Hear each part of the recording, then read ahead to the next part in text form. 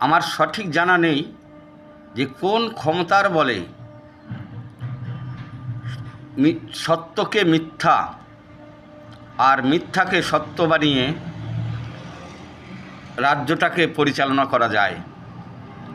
শুধুমাত্র প্রথম ইলেকশন বা ভোটে জিতে তারপরে ছল চাতুরি, চুরি করা ভোট, নাম বাদ না দেওয়া ভোট, এসব নিয়ে সে একবার ক্ষমতায় আসলেই কি এরকমভাবে পরপর টিকে থাকা যায়?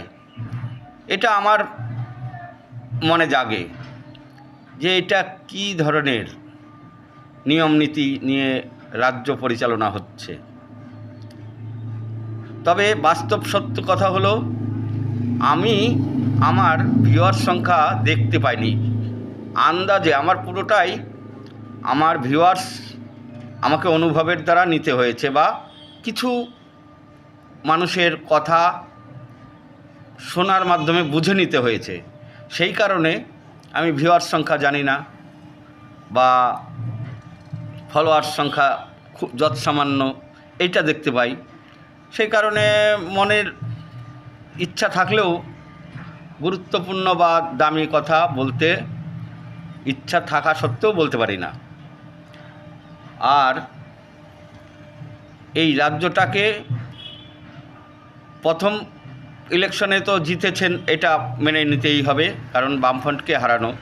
দ্বিতীয়বার যেটা হয়েছে, ওর মধ্যে জালিয়াতি, জালি ভোট, বুথ দখল, নানান রকমভাবে দ্বিতীয়বারও জেতে।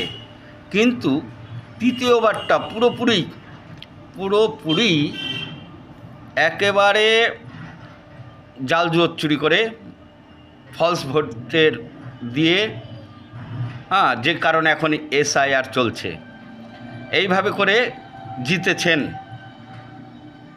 আর এই যে দেশের সংবিধানের উঁচু পদের লোকেদেরকে এইভাবে অপমানিত করে একজন মুখ্যমন্ত্রী এখনও মুখ্যমন্ত্রী পদে বসে থাকছেন কি করে? তাকে জেল, বা যদি জেলে যাওয়ার মতন অন্যায় করে থেকে থাকে তাহলে জেল কেন হচ্ছে না? এটাই সবথেকে আমার কাছে বড় বিষয় বলে মনে হয়। কারণ যে অপরাধী হয়, অপরাধী কখনোই নিজে জানে না যে সে অপরাধ করছে। অপরাধী তখন শান আসবে যখন সে জেলের ভিতরে 5 দিনের জায়গায় 7 দিন মশার কামড় খাবে, তারপরে তার হুঁশ আসবে যে আমি এই ভুলটা করেছিলাম।